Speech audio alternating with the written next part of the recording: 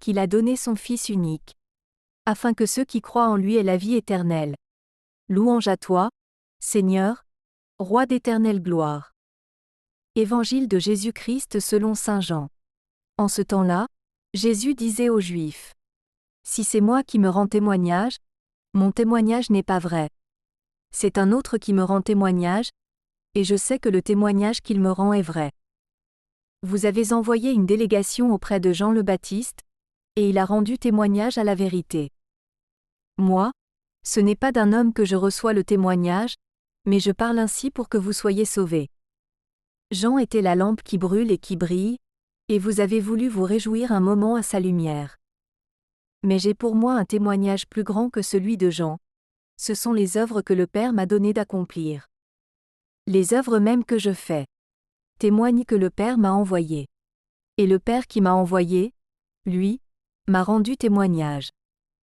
Vous n'avez jamais entendu sa voix, vous n'avez jamais vu sa face, et vous ne laissez pas sa parole demeurer en vous, puisque vous ne croyez pas en celui que le Père a envoyé. Vous scrutez les Écritures parce que vous pensez y trouver la vie éternelle. Or, ce sont les Écritures qui me rendent témoignage, et vous ne voulez pas venir à moi. Pour avoir la vie, la gloire, je ne la reçois pas des hommes. D'ailleurs je vous connais.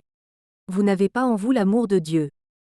Moi, je suis venu au nom de mon Père, et vous ne me recevez pas. Qu'un autre vienne en son propre nom, celui-là, vous le recevrez. Comment pourriez-vous croire, vous qui recevez votre gloire les uns des autres, et qui ne cherchez pas la gloire qui vient du Dieu unique? Ne pensez pas que c'est moi qui vous accuserai devant le Père. Votre accusateur, c'est Moïse, en qui vous avez mis votre espérance. Si vous croyez Moïse, vous me croiriez aussi, car c'est à mon sujet qu'il a écrit. Mais si vous ne croyez pas ses écrits, comment croirez-vous mes paroles? Acclamons la parole de Dieu.